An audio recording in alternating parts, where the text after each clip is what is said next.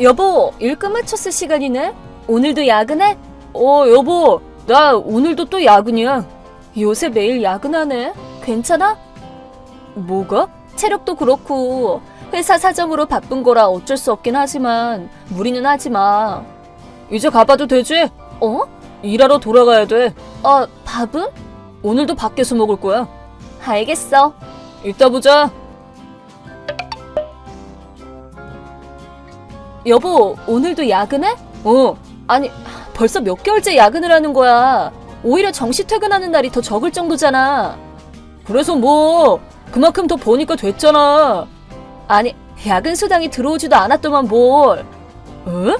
급여 명세서는 예전부터 당신이 관리해서 본 적은 없지만 거의 법에 걸릴 정도로 야근을 오래 하는데도 계좌에 들어오는 돈은 정시 퇴근할 때랑 똑같잖아. 수당 없는 야근이라서 그래. 뭐? 실은 회사 실적이 많이 악화됐거든. 그래서 당분간은 야근 수당 못 주니까 이해 좀 해달라고 사장님이 고개 숙이면서 부탁하시더라고. 지금까지 말을 안 했지만 사실 사정이 좀 그래. 그래? 그렇다니까. 이 시기만 버티면 다시 괜찮아질 거야. 그니까 당신도 조금만 더 참아줘. 이건 어쩔 수 없는 거니까. 알겠어. 여보, 잠깐 괜찮아? 뭔데? 아직 회사야? 그래. 얼마 전에도 말했잖아. 어쩔 수 없이 수당 못 받고 야근하고 있는 중이라고. 나 일하는 중이니까 방해하지 마. 여자랑 호텔 가서 놀고 있는 게 아니고? 뭐? 계속 야근한다는 건 불륜 상대인 사장 부인이랑 만나기 위한 핑계고, 지금은 사장 부인한테 손댄 걸 사장한테 들켜서 계속 결근하고 있는 거 아니야? 뭐야? 있잖아. 오늘 집에 당신 해고 통지서가 왔어. 뭐라고? 회사에서 온 서류길래 뭔가 했는데 부장이랑 또 한 명, 뭐 인사 담당인가 하는 사람이랑 같이 나를 찾아와서는 해고 통지서가 왔을 텐데 징계해고 처분된 거라고 말하더라고. 그 이유가 앞으로 내게도 큰 영향을 미칠 거라면서 당신이 지금 사장 부인이랑 바람난 걸 알려주더라? 듣자 하니까 그 사람이 지금은 회장이 된 전 사장 딸이라던데. 당신 제정신이야? 들킨 거라면 어쩔 수 없지. 당신 말이 맞아. 나는 사장 부인인 미영씨랑 만나고 있어. 뭐 잘났다고 느낌표까지 붙이고 앉았어? 그게 원인이 되어서 해고됐다는 얘기를 하고 있잖아 지금. 그건 아내를 내게 빼앗긴 사장의 최후의 발악이지 뭐. 다 알아? 아직도 모르겠어? 미영씨가 가진 스펙 높은 직함을 보면 딱 알잖아. 뭐? 그 회장 딸이자 사장 부인 얘기하는 거야? 그래. 그런 사람한테 사랑받는 나는 앞으로 어떻게 되겠어? 되긴 뭐가 되겠어. 내 미래는 탄탄대로다 이 말이야. 뭐래? 나한테 이혼당하고 나랑 사장한테 위자료나 뜯기고 끝나겠지. 심지어 회사도 잘려서 미래가 칠흑처럼 깜깜할 텐데 이게 어딜 봐서 탄탄대로야? 뭔 소리야. 너 생각보다 멍청하다? 뭐? 그래. 뭐 당신이랑 이혼하면 위자료는 내야 되겠지. 미영씨도 사장이랑 이혼하게 되기는 하겠지만 한번 잘 생각해봐. 다시 말하지만 미영씨는 회장님의 딸이라는 화려한 수식어가 붙는 사람이라니까. 그래서? 그니까 내가 미영씨랑 결혼하면 내가 차기 사장으로 취임할 수 있단 소리지. 에? 뭐? 아직도 이해가 안 가? 당신 말은 회장 딸이랑 결혼하면 자동으로 사장으로 취임할 수 있다고 그런 말을 하고 싶은 거야? 그래, 그거지. 미영씨는 외동딸이라서 남자 형제가 없거든? 그럼 당연히 차기 사장은 상식적으로 사위인 내가 될 거 아니야. 그니까 즉 현재 사장이 미영씨랑 이혼하면 자동으로 사장 자리를 빼앗기게 될 거라고 말하려는 거야? 그래, 그렇다니까. 그리고 내가 사장으로 취임하고 나면 미영씨랑 이혼한 지금의 사장을 잘라버릴 생각이야. 그래, 그렇게 생각한 대로 잘 될지는 모르겠지만 여튼 나는 오늘 밤에 친정으로 돌아갈 거야. 이혼 서류는 두고 갈 테니까 제출해줘. 그리고 변호사를 찾아서 위자료 처리할 생각이니까 똑바로 내고. 그래, 이혼 서류도 바로 낼 거고 위자료도 넉넉하게 줄게. 이 타이밍에 들키게 될 거라고는 예상 못했지만 결과적으로는 잘 됐어. 이제 나는 사장이 되는 거야. 여보, 우리 그냥 이혼하지 말자. 이미 이혼 서류를 내기는 했지만 그냥 안 하겠다고 하면 되잖아. 알겠지? 마침 잘 됐네. 안 그래도 연락하려던 참이었거든. 그래? 역시 당신도 나를 못 잊은 거구나. 백수가 된 사람한테 이런 말 해서 미안하긴 한데 위자료 청구할게. 뭐? 당연한 얘기지만 난 다시 같이 살 생각 없어. 바람 피운 남자랑 뭐가 좋다고 같이 살아? 아니 그래도 나랑 당신은 부부로 지내는 게 베스트인 것 같아. 그니까 사장이 될 수 없다는 사실을 깨닫고 초조하지 아주? 어? 그야 그럴만도 하지. 나도 결혼 전에는 그 회사 직원이었기 때문에 아는데 현재 사장은 자기 실력 하나로만 사장 자리까지 앉은 사람이고 당신 불륜 상대인 회장 딸이랑 결혼한 것도 이미 사장으로 취임한 후에 한 거야. 그니까 회사 경영과는 별개의 문제라고. 아니 애초에 딸의 결혼 상대라는 이유만으로 사장을 마구잡이로 바꾸는 회장이 있으면 그 회사는 당연히 망하지 않을까? 아니 근데 나도 사장실에서 폼 잡고 앉아서 도장 찍는 건 나도 하겠구만 뭘. 뭐?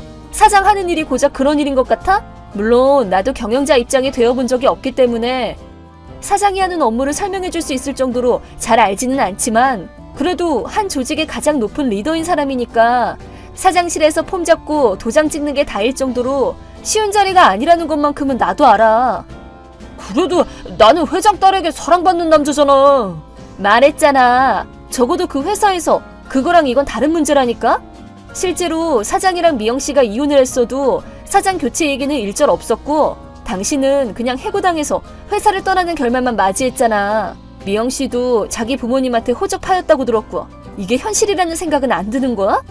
아니 그래도 당신도 그냥 현실 부정을 하고 있을 뿐인 거지 머리로는 알 거 아니야. 아니 그건 그니까 나한테 이혼 모르자는 소리나 하는 거겠지 뭐. 위자료를 낼 길이 다 막혔으니까 알면 좀 봐달란 말이야. 나한테는 당신밖에 없어. 난 다시 같이 살 생각 없다고 했다? 그러지 말고 제발. 싫어. 아 맞다. 당신 상간녀 쪽 위자료는 이미 들어왔다? 어? 진짜? 미영씨 대리인이라는 사람의 말에 따르면 앞으로는 몸쓰는 일을 하면서 빚을 갚아나가게 됐대. 그 이상은 안 알려주더라. 말도 안 돼. 이제 됐지? 난 간다. 여보 제발 나 좀 살려줘. 회사 경비 몰래 쓰던 것도 들켜서 그것도 청구당했단 말이야. 미치겠어. 어차피 곧 사장이 될 테니까 막 써도 괜찮겠지 싶었는데 만약 사장이 되더라도 회사 돈을 개인적으로 쓰면 안 되는 거라고 회사 변호사한테 한 소리 들었어. 당신한테 청구받은 돈이랑 합치면 6천만 원이나 돼. 나 이제 어떡해? 여보 제발 부탁이야. 나 좀 살려줘. 내 위자료 좀 없던 걸로 해주라. 그리고 나랑 같이 회사 경비 갚아나가자. 둘이 함께 힘을 보태면 분명 이 지옥에서 빠르게 벗어날 수 있을 거야.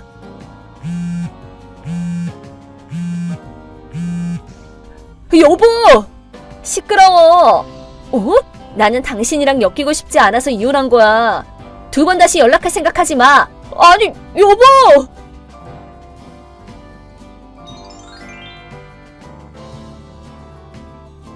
너무 얘기가 안 통해서 그의 부모님께도 말씀을 드렸습니다. 지금까지의 경위를 말씀드리자 두 분은 땅이 꺼져라 한숨을 쉬시더군요.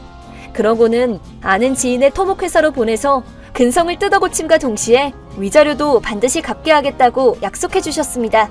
회사 경비를 몰래 쓴 것에 대해서도 회사 측에 같은 약속을 하셨다고 합니다. 나중에 울부짖으며 까만 봉고차에 올라타는 전 남편의 모습을 목격했다는 소리도 들려왔습니다. 그딴 남자 때문에 이혼녀 타이틀이 붙은 것도 참 억울하지만 이번 일을 부탁한 변호사분의 열정적인 일처리를 보고 감동한 저는 변호사의 꿈을 갖게 되었습니다. 쉽지 않을 거라는 건 잘 알지만 열심히 공부해보려고 합니다.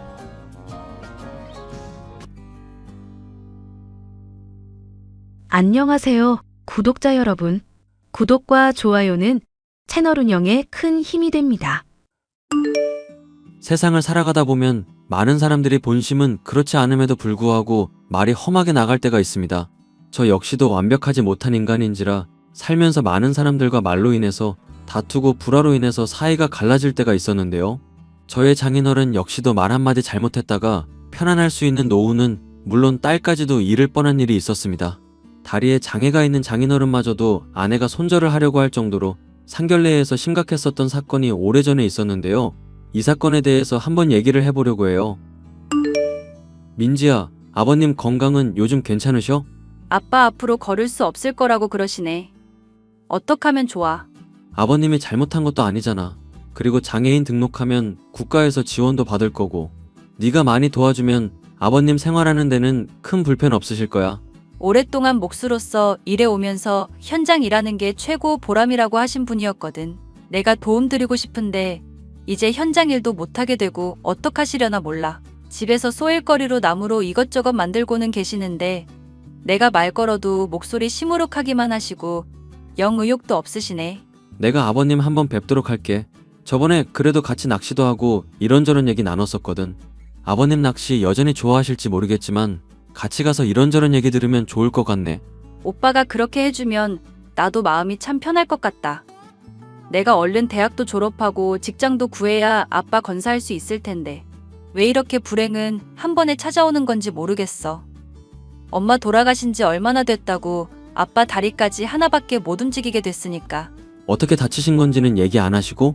나도 대체 무슨 일인가 싶어서 물어보고 따져봤는데도 떠올리기도 싫다고 얘기를 안 하시네. 그냥 교통사고 났다고만 알아두라고 하시니까 더 묻지도 못했어. 몸 아프고 마음까지 상한 상황이라서 따지고 들지도 못했고. 내가 한번 만나서 자세한 이야기 떠볼 테니까 너는 걱정 내려놓고 있어. 대학 졸업한다고 과제하랴 이래저래 바쁠 텐데 그 문제만 신경 쓰고. 어차피 취직하려면 대학 졸업하고 나서가 더 정신없다고 그러더라. 지금 차라리 즐겨두고 마음 편하게 가지고 있으려고. 그래도 오빠가 내 아빠 문제까지 신경 써주니까 너무 고마운 거 있지? 역시 우리 예비 신랑 최고. 너무나도 사랑스러운 제 여자친구는 남부러워할 것 없는 가정에서 자랐었고 성격 역시도 구김살이 없는 사람이었습니다. 저보다 3살 정도 어린 여자친구와 사귄 지 2년이 되었을 때 저는 결혼을 약속할 수 있었고 약혼식을 올릴 준비를 하고 있었던 중이었는데요. 예비 장모님이 심장마비로 돌아가시는 사고가 일어난 이후 얼마 지나지 않아 예비 장인어른 역시도 교통사고로 인해 다리를 잃었다는 이야기를 들을 수가 있었습니다. 그런 사고가 있었음에도 불구하고 장인어른은 저를 대하는 태도가 여전했고 품성 역시도 화통한 분이었는데요. 자네 요즘 민지 자주 만나는 것 같던데 회사 생활에는 지장 없나? 걔가 엄마 잃은 이후로 어리광만 늘어서 자네 시간 뺏는 거 아닌가 걱정일세. 회사 생활 때문에 많이 힘들 때가 있는데 오히려 저 위로해주고 기운나게 해줍니다. 아버님이랑 어머님께서 잘 키워주신 덕분이라고 생각하고 있어요. 너무 감사합니다. 사람 참 아부는. 그래도 자네가 있어서 마음이 든든하구만. 애 엄마 죽고 나서 나까지 다리가 이 모양이 돼서 많이 걱정을 했었는데 자네가 있어주니까 아이한테는 기둥이 생긴 셈이지. 그래, 이제 딸도 곧 졸업할 거고 자네도 결혼하면 좋을 나이일 텐데 상견례는 언제쯤이 좋을 것 같은가? 나는 불편할 것 없으니 사돈 어른들 괜찮을 대로 날 잡게나. 아버님께서 그렇게 배려해 주시면 날짜 잡는 건 어려울 것 없을 것 같네요. 그런데 괜찮으십니까? 사고 난 지 얼마 지나지 않아서 몸도 회복해야 하실 텐데 이렇게 상견례를 가져도 괜찮나 싶어서요. 내가 목수 생활만 20년가량 한 사람이야. 다리가 이 모양이 됐어도 돌아다니는 건 전혀 문제없네. 자네가 걱정은 해주니 마음만 달게 받겠네. 그런데 아버님, 저도 경찰부터 시작해서 주변에 아는 나름의 인맥이 있거든요. 사고를 어떻게 당한 건지 문득 궁금해져서요. 보험 처리부터 배상금 받을 일이며 이래저래 신경 써야 될 것들이 많을 텐데 도움도 드릴 수 있고요. 민지가 자네한테 캐보라고 하던가? 저 나름도 궁금해서요. 장인어른 다리 그렇게 된 거 마음이 좋지 않거든요. 장애라는 게 말일세. 평생을 없이 살아오다가 이제서야 몇 달 남짓 가졌을 뿐인데 많이 불편하구먼. 몸이 불편한 거야 그럭저럭 버틸 수 있겠는데 사람들 시선이 더 불편해.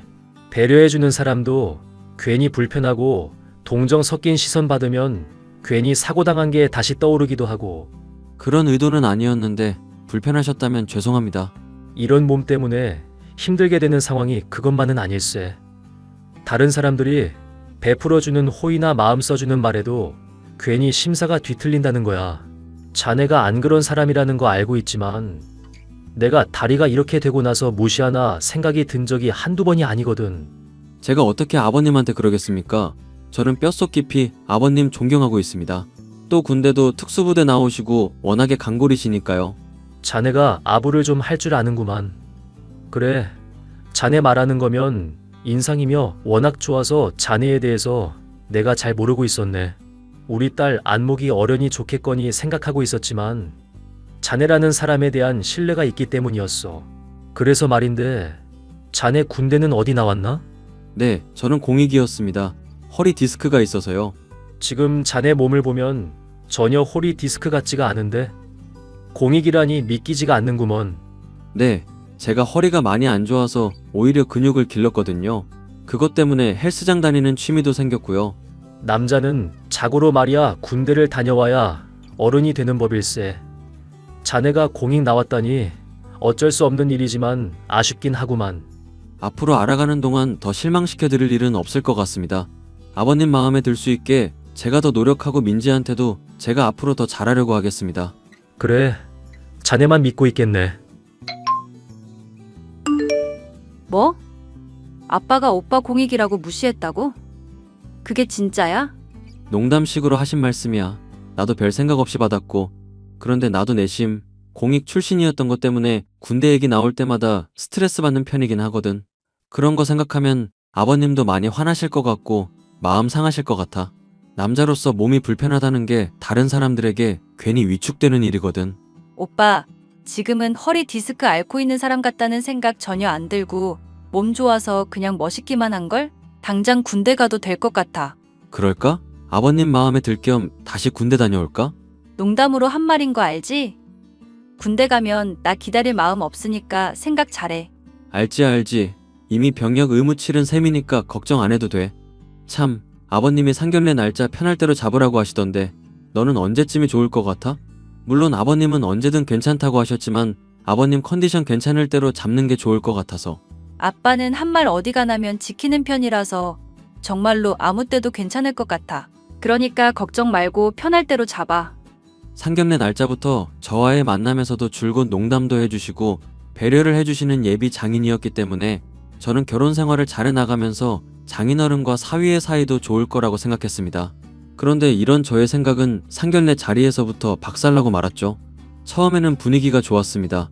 하지만 저희 아버지와 제가 하는 일에 대해서 들으신 이후로부터 갑자기 아버님이 얼굴이 시뻘개지시더니 화를 매는 일이 있었죠. 지금 버스 운전을 한다고 하셨습니까? 사돈은 물론 사위 될 사람까지 버스 운전을 한다고요? 네, 맞습니다.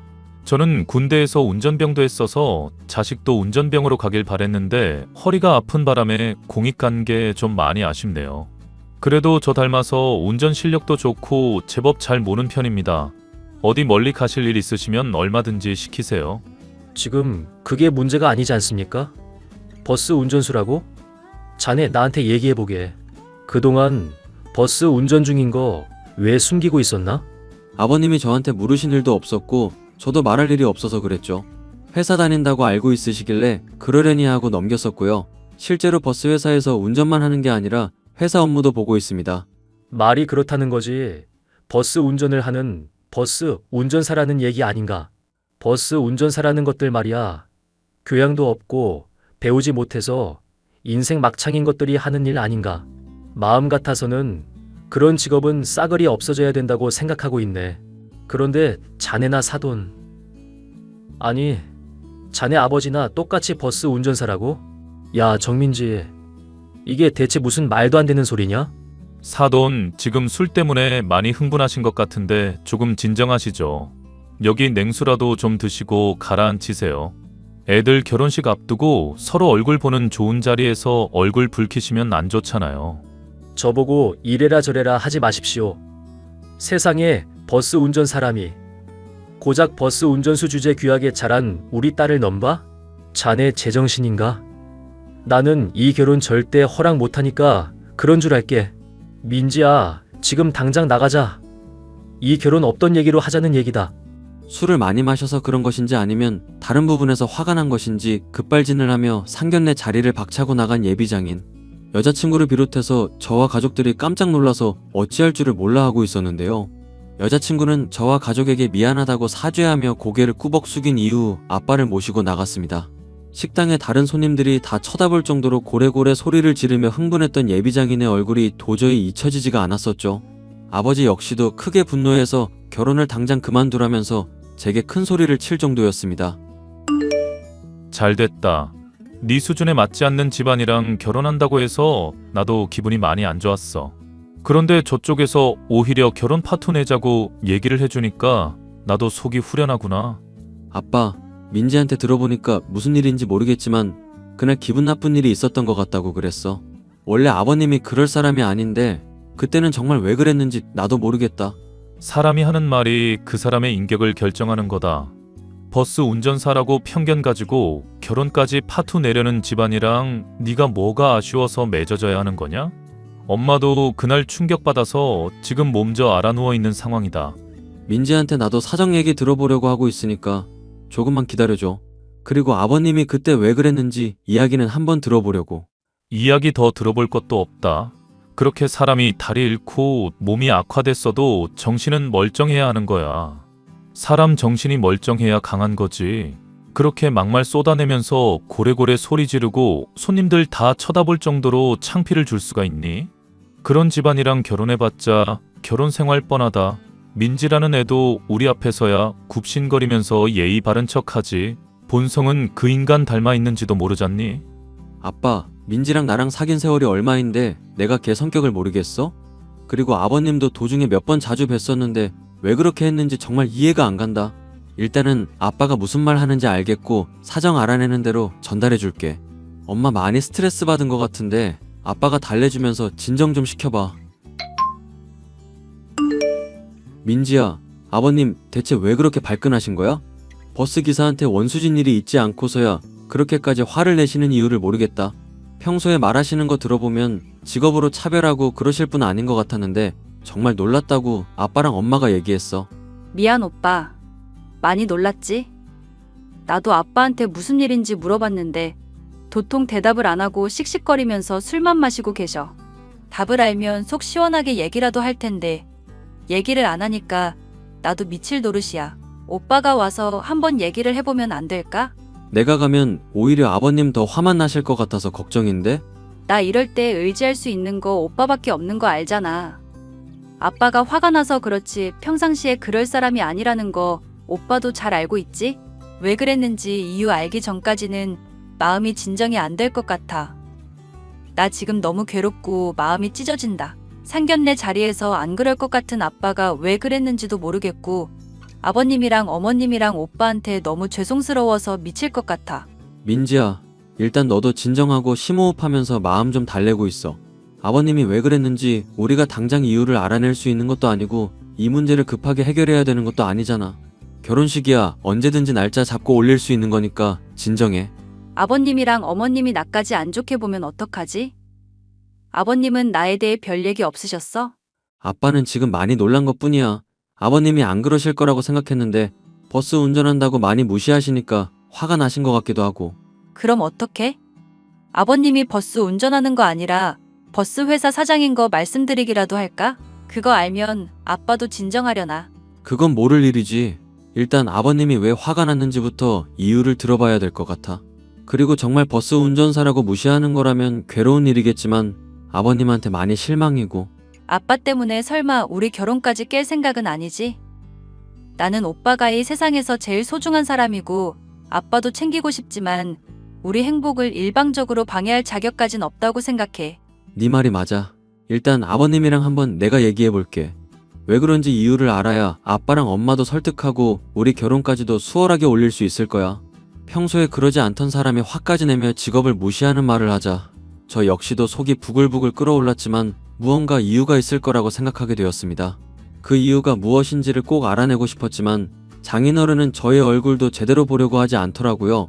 찾아가서 문을 두들기며 제발 좀 대화를 하자고 요청해봤지만 도통 요지 부동이던 장인은 제가 일하는 버스 회사에 어느 날 갑자기 찾아오더라고요. 내가 그날 자네한테 분명히 말했을 텐데.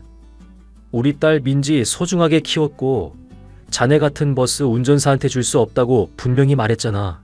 그런데 사람이 집까지 찾아오고 말이야. 내 딸이랑 여전히 사귀면서 꼬드기고 있고 말이야.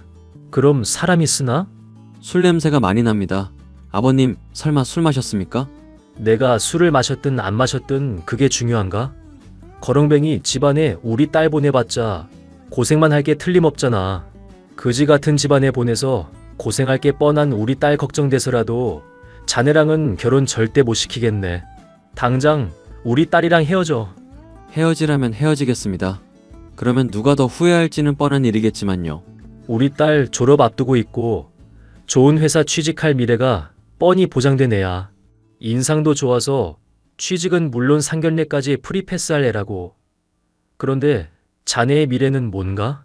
버스 운전사나 하면서 지금 자리에서 안주하고 있지 않은가?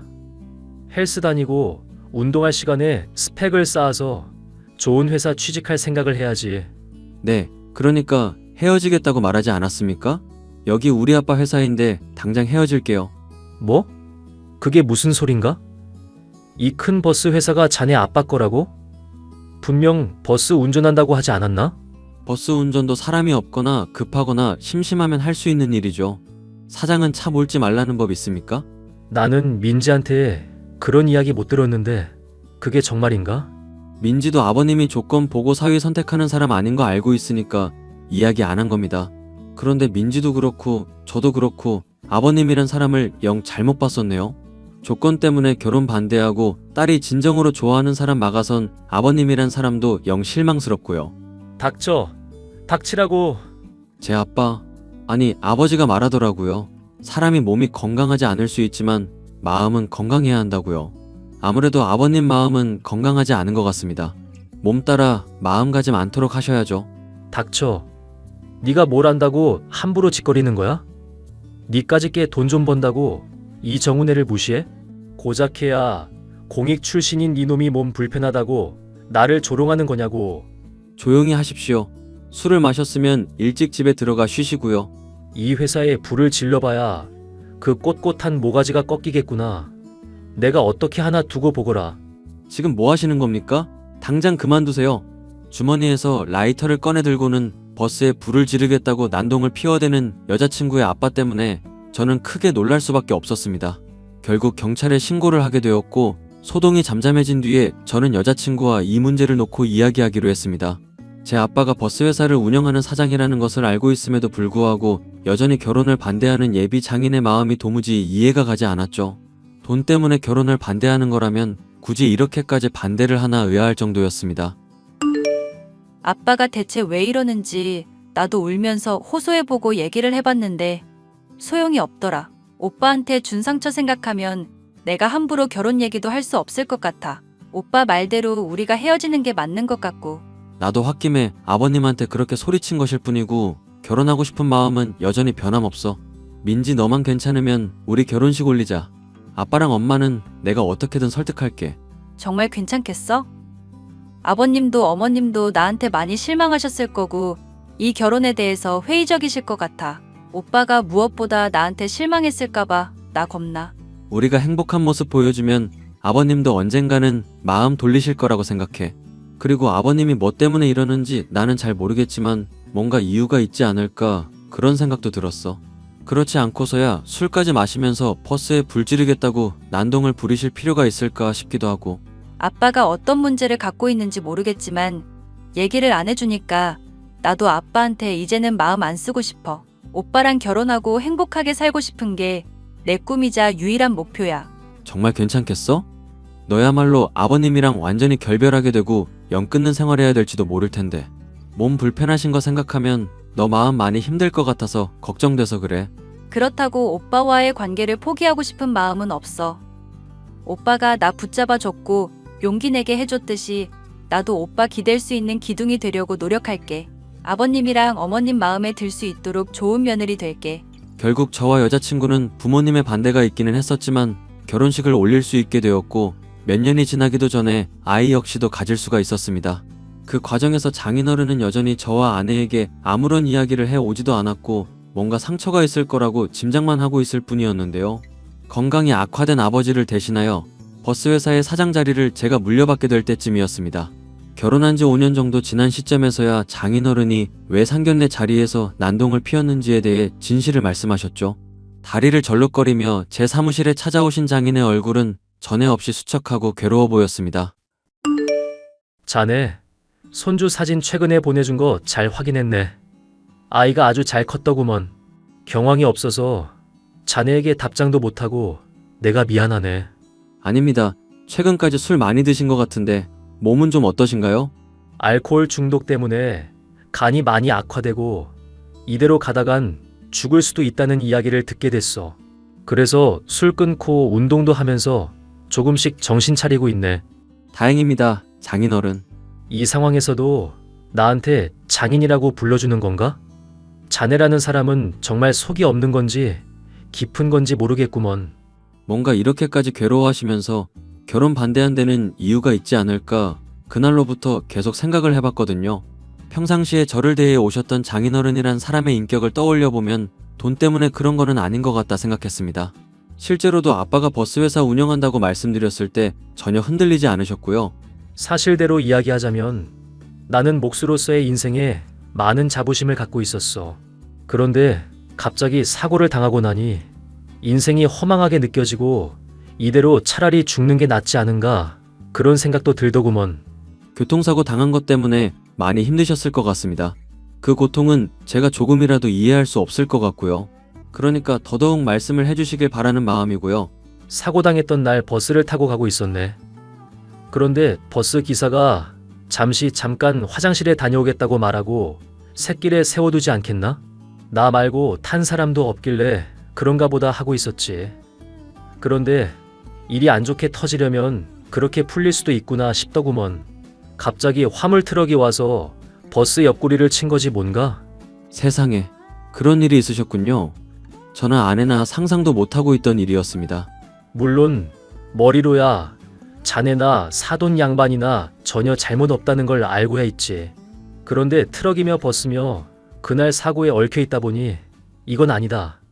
스스로 생각하면서도 도저히 참아지지가 않더구먼. 물론 버스 기사한테 사과도 받고 보험금도 나오고 배상도 받을 수 있었다지만 이걸로 먹고 살 수 있을까 걱정도 되고 딸 생각하면 많이 착잡하더군.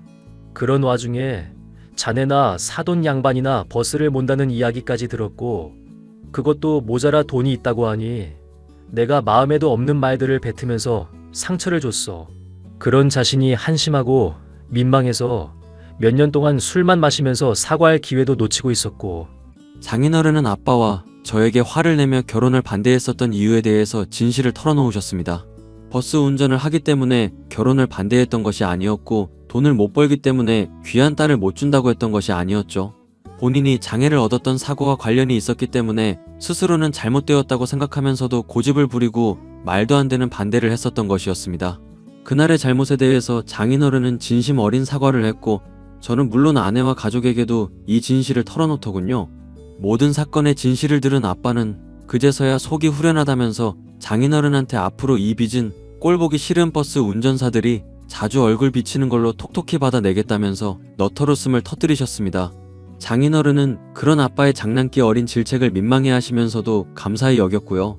그 뒤로 아내와 저는 장인어른을 모시고 살고 있고 몫으로서의 삶을 아예 놓고 술만 드시던 장인어른은 손주를 돌보면서 하루하루의 보람을 느끼고 계시는 중입니다. 사고로 인해 마음에 상처가 생겼고 그 상처가 갈등과 오해가 되어 결코 화합할 수 없을 것 같았던 문제가 되었지만 결국에는 화해하게 된 이야기였습니다. 이제는 그 오래전 일을 놓고 가족들이 다 같이 웃으면서 얘기할 수 있을 정도로 화목한 가정이 되었답니다.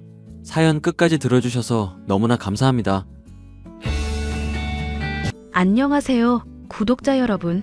구독과 좋아요는 채널 운영에 큰 힘이 됩니다. 안녕하세요. 저는 30대 여자로 아이 하나를 기르며 최근 얻게 된 직장에서의 업무에 정신없이 적응을 해나가고 있는데요. 다리를 저는 장애가 있는 제게 다정하게 다가와 결혼까지 했었던 남편을 울며 애원하는데도 버리게 된 사연을 말해볼까 해요. 야, 아무리 생각해도 나 공무원 시험은 그냥 포기해야겠다. 그럼 이제 회사 가려고? 잘 생각했어. 애도 낳았고 나만 버는 걸로는 빠듯한 상황이잖아. 아무리 엄마가 육아 도와주고 있다고 해도 일 더 늘리기도 힘들었으니까. 뭔 소리야? 공무원을 포기한다고 했지. 내가 언제 공부를 포기한다고 했어? 그럼 2년이나 투자한 공무원 시험 말고 또 뭘 하려고? 공무원은 아무리 생각해도 내 적성이 아닌 것 같아서. 요즘 뉴스 보니까 워라밸도 별로 안 좋은 것 같고 사회적 인식이 예전만 같지도 않은 거야. 이런 상황에서 7급 내가 준비한다고 해봤자 의욕이 더 생기지도 않고. 그래서 변리사 시험을 칠까 싶네. 변리사? 그 시험 엄청 오래 걸리고 공부도 어렵다던데? 공무원 시험도 포기한 사람이 변리사 시험은 어떻게 보려고? 원래 나는 목표가 더 그럴듯해야 진심으로 에너지를 낼 수가 있는 사람인 거 몰라? 그리고 어릴 적에 내가 기차 타고 가다가 용한 점쟁이 만난 얘기했었지? 우리 엄마가 태몽으로 황금 잉어 꿈꾼 것도 맞춘 용한 점쟁이. 그 사람이 내가 나중에 누구나 들었을 때 놀랄만한 일을 하고 있을 거라고 했었거든. 그런 거 생각해보면 아무리 생각해도 변리사가 답인 것 같아. 이게 운명적으로도 딱 맞는 것 같고 나한테 딱 꽂혀버렸달까? 저번에 어머님한테 들어보니까 황금 잉어가 아니라 그냥 금붕어 꿈꾼 거라고 말했다던데? 당신 대학 졸업하고 공무원 시험만 2년 넘게 도전해보고 있는데 안 되면 포기할 줄 알아야지. 다시 변리사 시험 친다고 하면 어지간히 좋아하시겠다. 야, 엄마가 좋아하고 말고는 네가 상관할 바가 아니고 황금 잉어나 금붕어나 어찌됐건 어류의 금색이잖아. 용한 점쟁이가 한 말을 못 믿겠다는 거냐? 아니면 내가 대단한 사람이 되겠다는 걸 기쓰고 말리고 싶은 거냐? 아니면 둘 다야? 아니, 솔직히 나도 다리 절고 장애가 있는 사람이잖아. 이런 상황에서 식당 일까지 하는데 이걸 또 몇 년이나 더 하려니 너무 힘들지 않을까 싶어서. 그리고 솔직히 당신 대학 졸업할 때 교수님이 직장 추천해 줬었다며. 그런데 그거 마다하고 공무원 시험 준비하겠다고 패기롭게 말한 거 아니었어? 그때도 딱 지금처럼 무조건 합격할 거고 무조건 열심히 할 것처럼 말했다고. 그때는 너랑 결혼하고 안정적인 직장을 가져야겠다 생각하면서 스스로 가능성을 제한하고 있을 때였고, 솔직히 교수가 추천해준 직장도 그저 그런 곳이었는데 점쟁이 말 생각해보면 그건 영 아니란 말이지. 그러니까 변리사가 딱이야. 돈도 많이 벌고 사람들한테 존경도 받고. 얼마나 좋아? 영어 시험 당신이 어렵고 힘들다고 해서 내가 당신 가르쳐줬던 건 기억하지? 내가 당신 공부 조금이라도 수월하게 해주려고 독해며 문법이며 공부하다가 토익 시험 쳐서 800점 넘게 나온 것도 기억하고? 아, 그래서 뭐 어쩌라고. 그래서 또 너한테 도움받으라고? 그건 죽어도 싫래요. 이 사람아, 남자 가오가 있지. 내 혼자 힘으로 성취해야 의미가 있다고. 대학을 졸업하자마자 봉사활동에서 만나게 됐던 남편은 다리를 저는 장애가 있는 제게도 편견 없이 친절하게 대해주고 얼굴도 잘생긴 사람이라 호감형의 인상이었죠. 종종 봉사활동에서 만나 얘기를 나눴었는데 저희 엄마가 몸이 좋지 않아 골골거릴 때도 우연히 얻은 거라며 보약을 챙겨준다거나 병문안을 가는 등 제게 적극적으로 호감을 표해왔었던 사람이었습니다. 그 다정다감한 면모에 반해 결혼을 하게 되었는데 결혼 후에는 완전히 사람이 달라지고 말았죠. 생활력은 없고 가부장 끝판왕에 뻔뻔하기까지. 만약가 태어난 아들만 없었더라면 참기는커녕 바로 이혼을 했을 거예요. 엄마는 그런 저를 보면서 잘 참고 있다고 말하면서 한편으로는 아주 안타까워했습니다. 주희야, 김서방이 이제는 변리사 시험 준비한다며? 애도 있는 사람이 그렇게 가정은 팽개치고 공부만 매진해서 될 일이냐? 솔직히 그쪽 집안도 그렇게 넉넉한 편은 아닐 텐데 이렇게 나이만 먹어가고 아무런 경력에 스펙도 없으니 엄마가 다 걱정이구나. 엄마, 육아도 도와주고 우리 가정일 신경 써줘서 너무 고마워. 안 그래도 나도 걱정이라서 김서방한테 말해봤거든. 그런데 김서방 고집이 워낙에 황소고집이잖아. 말해도 씨알도 안 먹히고 오히려 변리사 정도는 되어야 자기한테 진심으로 추구할 목표라면서 자신만만하더라고. 사내가 포부가 있어야 한다지만 그래도 가정을 먹여 살리는 것 정도는 해야 할 거 아니니. 그렇게 직장 생활 한 번도 없이 공부만 하다가 나중에 변리사 떨어지기라도 할까봐 엄만 걱정이다. 그거 적어도 1년은 열심히 공부해야 하지 않니? 그건 아주 빠른 사람에 해당하는 경우래. 보통은 3년, 4년 정도는 걸린다더라고. 김서방이 그런 기간 동안 공부하면 먹고 사는 문제는 대체 어떡할 거라고 그러니? 일을 하면서 공부하고 합격할 수 있을 정도로 만만한 시험은 아닐 텐데 말이다. 물어봤더니 그건 걱정 말라고. 알아서 하겠다고 하는데 보나마나 대책은 별로 없는 상황인 것 같아. 하는 수 없이 내가 일을 더 늘리든지 해야지. 안 그래도 식당에서 처음에는 힘들었는데 이제는 일 익숙해져서 주말에도 근무해주면 안 되겠냐고 사장님이 권유하시더라고. 몸 불편한 아내는 바깥일 시키고 틀어박혀서 공부만 하고 있으니 정말 엄마 속이 다 갑갑하구나. 애만 없으면 네가 그냥 다른 좋은 사람 만났으면 좋겠다 싶다만 애가 하필 있으니 그럴 수도 없고. 만약 내가 김서방한테 헌신해서 시험 합격하게 되면 그것도 잘 된 일이잖아. 나중에 다 보답받을 테니까 지금 좀 힘들어도 열심히 해야지. 그리고 엄마랑 아빠한테도 받은 은혜 보답하고. 얘는 받은 은혜는 무슨. 너네나 그냥 행복하게 잘 살면 엄마랑 아빠는 족하다. 엄마, 아픈 몸인데도 아빠랑 같이 우리 애 육아 문제 도와주고 있잖아. 만약 도움 없었으면 절대 변리사 시험이고 내가 일하고 이런 거 엄두도 못 냈을 거야. 나중에 내가 꼭 보답할게. 나는 네가 그냥 행복한 게 나한테 최고로 보답하는 거다. 그러니까 잘 살아 이거사. 김서방이 변리사 돼서 엄마랑 아빠한테 나중에 보답하면 그게 나한테 최고로 행복한 일일 거야. 솔직히 네가 공부를 해도 훨씬 더 잘할 텐데 말이다. 네가 어릴 적부터 글자도 빨리 익히고 셈도 빨랐잖니. 영재 학원 같은 데라도 보냈으면 지금보다 훨씬 좋은 대학 가고 더 좋은 남편도 만나서 더 행복한 가정 꾸렸을 텐데. 네 아빠랑 나랑 맨날 이혼 하니머니 싸워가지고 너한테 안 좋은 영향을 미쳤을 거 생각하면 정말 미안해서 매일매일이 눈물이다. 엄마 아빠 이제라도 사이좋게 잘 지내고 있잖아. 아빠도 옛날에야 괄괄했지. 성질 많이 죽어서 나나 엄마한테 잘하려고 하고 있고 언젠가는 김서방도 그렇게 변할 거야. 엄마가 헌신한 덕분에 아빠가 변했듯이 엄마와 아빠의 도움으로 육아의 부담을 줄인 덕분에 식당 일을 할 수 있었던저. 그런데 남편은 이러한 저희 가족의 헌신을 아는지 모르는지 집에서 TV를 보거나 게임을 하기만 할 뿐 도통 공부를 하는 모습을 보이지 않았습니다. 참다 못한 저는 남편에게 한 소리를 했죠. 당신 변리사 시험 시작하고부터 전보다 더 책을 안 보는 거 아냐? 당신이 싫어하는 영어 과목 사라졌다고, 변리사 시험 너무 쉬운 거 같다고 자신만만하더니 왜 그렇게 또 나태해졌어?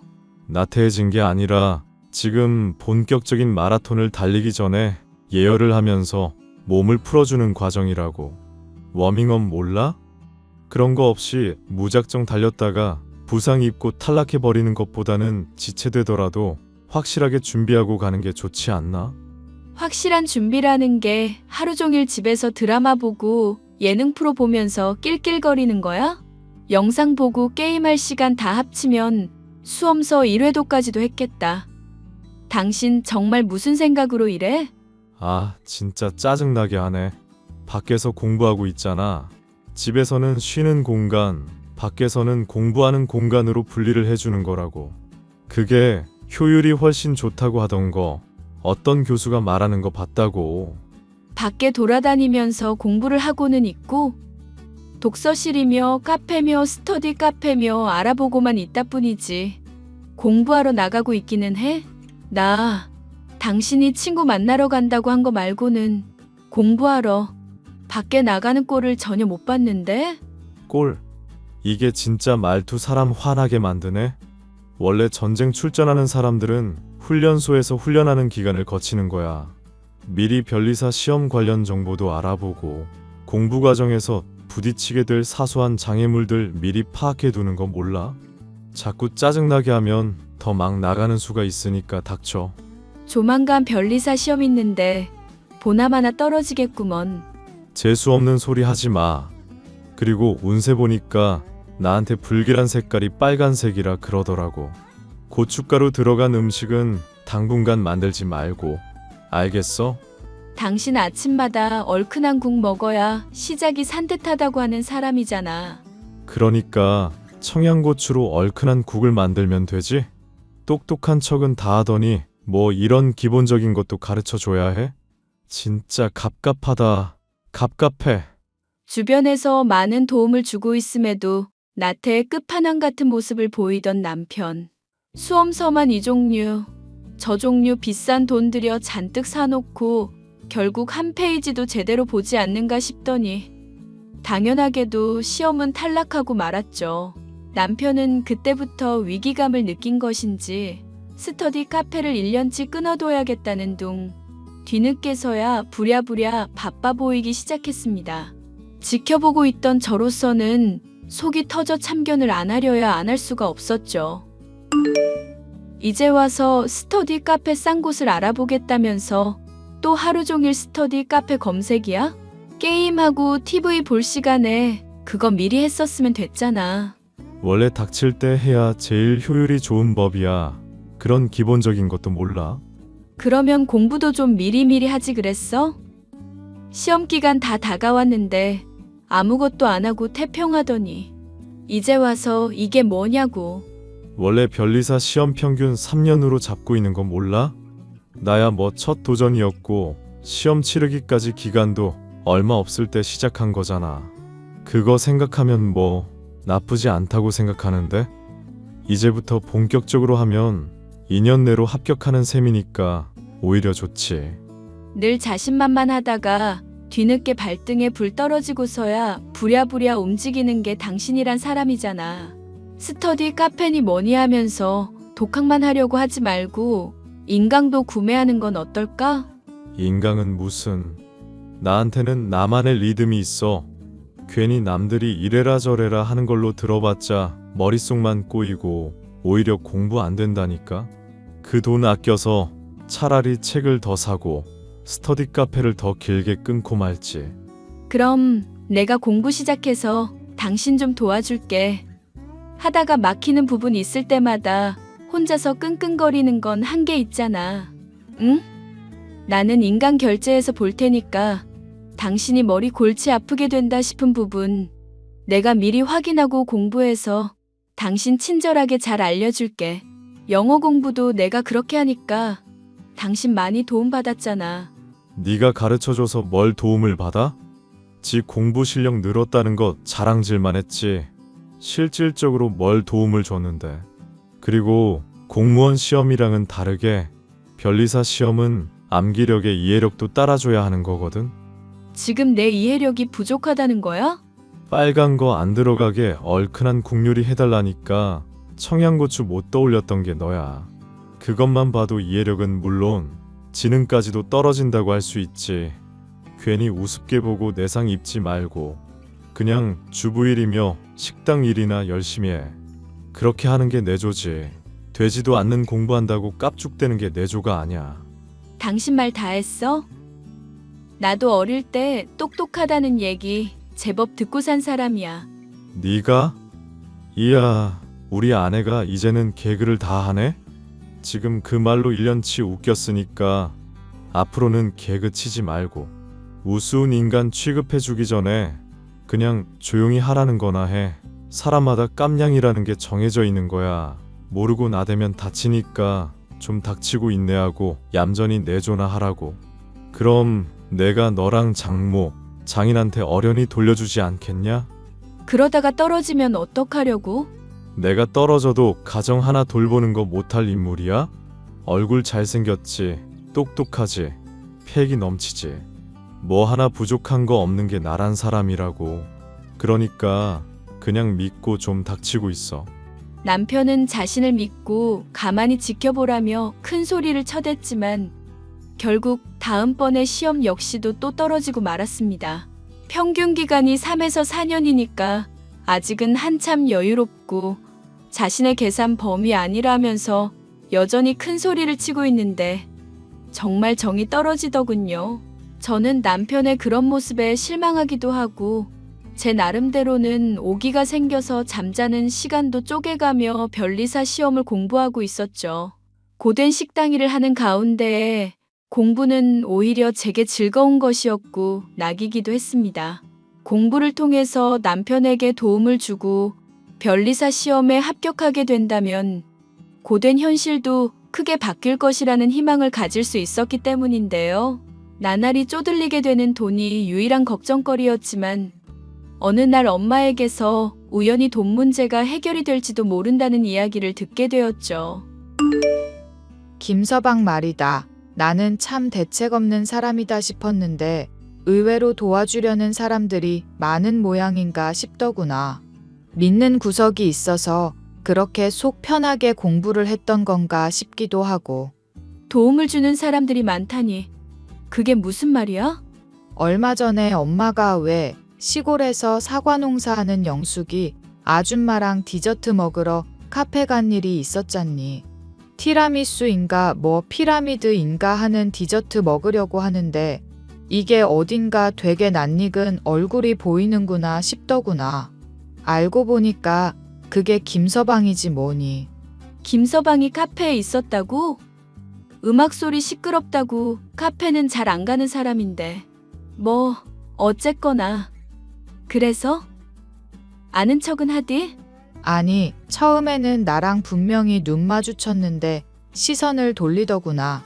같은 테이블에는 어떤 귀티나게 입은 아줌마도 같이 있고. 귀티나게 입은 아줌마? 김서방이 그런 분이랑 딱히 인맥이 있을 것 같지는 않은데 혼자 노는 거 좋아해서 친구도 별로 없는 사람이거든. 예전에 너랑 만난 게 봉사활동할 때였다며 그때부터 두루두루 발걸쳐놨나 보지. 하여튼 간에 내가 물어봤더니 나인 줄 못 알아봤다고. 그러면서 돈봉투 같은 거 어색하게 주머니에 넣길래 뭐냐고 물어봤더니 후원받은 거라더구나. 아는 분인데 자기 공부하는 거 도움 좀 주고 싶다면서 1,000만 원이나 주셨다고. 세상에 1,000만 원이나? 그만한 돈을 후원으로 준다는 게 말이나 돼? 봉투까지 펼치며 보여주는데 아니라고 해본들 바뀌는 게 있니? 하여튼 김서방 제주도 좋아. 어쨌거나 너 요즘 경제사정 많이 힘들다고 했었는데 참 잘 됐지 뭐냐. 우연히 남편을 본 엄마로부터 들은 이야기의 내용은 남편이 1,000만 원이나 되는 거금을 후원받았다는 것. 남편도 이를 인정하고 있었고 갑갑하기만 하던 경제적 사정이 조금은 풀려 숨통이 트일만해져서 좋기만 했었습니다. 그런데 나중에는 뭔가 이상하다는 걸 느꼈었죠. 그런 사람이 있었더라면 진즉에 도움을 받았을지도 모를 일이었으니까요. 또 솔직히 저야 남편이라는 사람과 결혼을 했으니 보답을 바라고 헌신한다지만 대체 무슨 관계이길래 그런 거액을 후원하나 싶어 따져보아도 우연히 알게 된 사이일 뿐이라며 말을 흐리기만 하더라고요. 뭔가 이상함을 느꼈었던 저는 식당 일을 하루 쉴 때 몰래 남편을 추적해봤습니다. 스터디 카페가 아닌 PC방에서 가서 게임을 하더니 저녁이 되어서야 나오더니 호스트바로 들어가는 남편. 돈 많은 여자들을 접대하는 일을 하면서 돈을 벌고 있었음을 알 수 있었는데요.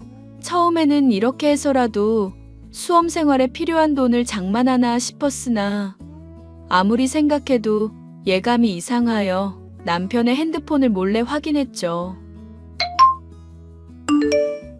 야, 너 때문에 성병 걸린 거 어떡할 거야? 남편한테 둘러댄다고 정말 혼났다고. 대기 문란하게 몸 굴리다가 성병 걸린 걸 왜 날 탓해? 내가 그런 게 아니라 다른 놈한테 올맞겠지. 시답잖은 소리하는 걸 보니 또 돈 뜯기고 싶나 봐. 이제 협박해도 돈 더는 못 줘.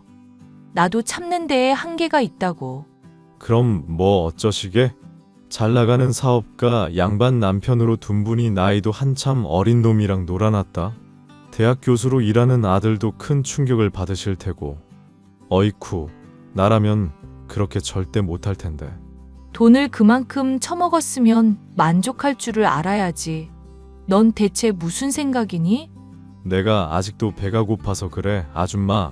대신 돈값은 해야 하니까 몸이 간질간질하니 외로울 때 말하셔. 그때 내가 적당히 마사지 해줄 테니까. 너, 내가 절대로 가만 안 둘 거야.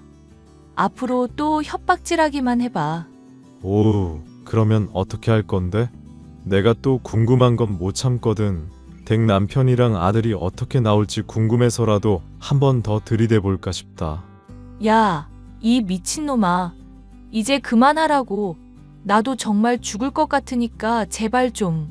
그러니까 제품 설명을 잘 읽으셨어야지. 내가 집요한 놈이라고 했잖아요. 아줌마, 젊은 놈 돈으로 사서 즐겼으면 뒷감당도 고려도 좀 하시고. 앞으로도 잘 부탁드립니다. 아들이라 생각하고 잘 좀 챙겨줘. 넌 네가 똑똑하다고 생각하지? 이렇게 살면 언젠가는 파탄 맞이할걸? 내 인생 걱정하기 전에 이미 조져버린 댁 인생이나 걱정하시죠. 저 이렇게 생활한 지가 1년이 넘도록 아무 문제 없었걸랑? 핸드폰을 몰래 확인한 저는 정말이지 충격적인 사실을 깨달을 수 있었습니다. 엄마가 목격했었던 남편의 후원자라는 사람의 정체가 사실은 상간녀에 불과했다는 것부터 남편이 1년이 넘도록 몸을 팔아가며 돈을 벌어왔다는 것도 알 수 있었죠. 변리사 시험은 그저 명목상의 목적일 뿐 잘생긴 얼굴과 젊음을 팔아 인생을 탕진하는 인간. 그게 바로 제 남편의 진면목이었습니다. 이것만으로도 힘든 상황에 저는 더욱 감당하기 힘든 일이 닥치게 되었는데요. 평소부터 몸이 좋지 않았던 엄마가 갑작스러운 뇌출혈로 인해서 의식불명이 되어 병실에서 숨만 간신히 쉬게 된 절망적 상황. 세상이 무너질 것처럼 괴로운 중에 시름을 잊게 해줄 수 있는 것은 식당일과 변리사 시험 공부뿐이었답니다. 그 덕분일까요? 1차는 물론 2차 시험까지도 생각했었던 것보다는 오히려 쉽게 느껴져서 스스로가 의아할 정도였는데요. 변리사 시험 쳤다는 거 결과 언제인지는 알아? 다음 주 아닌가? 다음 달이지. 그렇구먼. 어차피 그게 중요한가? 시험을 잘 치렀으면 뭐 발표야 언제든 아는 거고. 하나만 물어보자. 정말 붙고 싶은 건 맞아? 뭐? 그건 또 뭔 헛소리야? 시험 치는 동안 당신 방해했다는 타박 듣기 싫어서 그동안 나 많이 참았거든. 엄마 병문안 한 번 안 가도 그러려니 했고. 당연히 붙고 싶지. 별 헛소리를 다 듣겠네. 시험에서 붙어야 주변에서 나 인정하고 대단한 놈인 거 알아볼 거 아냐. 남자가 한 번 태어났으면 좋은 직업으로 폼 좀 잡아봐야 하잖아. 그러고 나중에 당신 도와준 사람들한테 보답은 할 거고? 보답? 뭐 그것도 여유되면 하기는 해야지. 솔직하게 말해줘. 나랑 엄마한테 보답하겠다는 건 진심이니? 아, 또 이게 짜증나게 하네. 시험 치기 전에 이랬으면 진짜 주먹 날아갔다. 알지? 내가 티를 안 내주면 안 낼 때 그냥 고분고분히 굴어. 가뜩이나 시험 때문에 예민한 사람 건들지 말고. 나도 식당이라면서 변리사 공부해서 2차 시험도 쳤어. 뭐?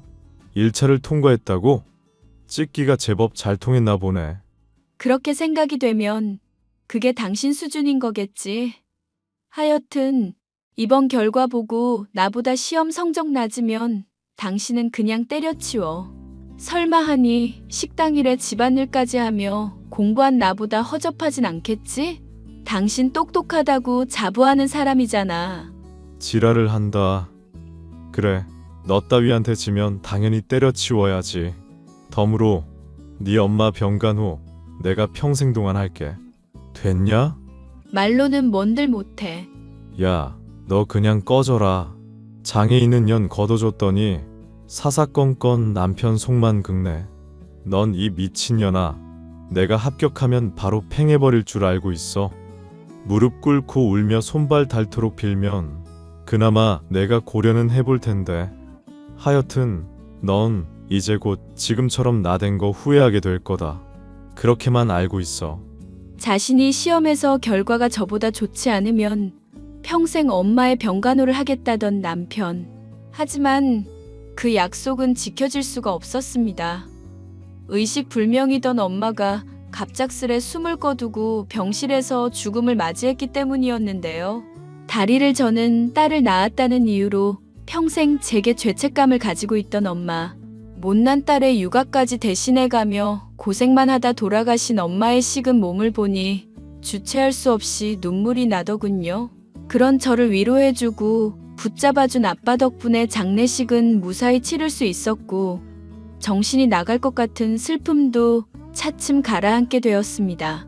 남편은 장례식장에 참여하지도 않았죠.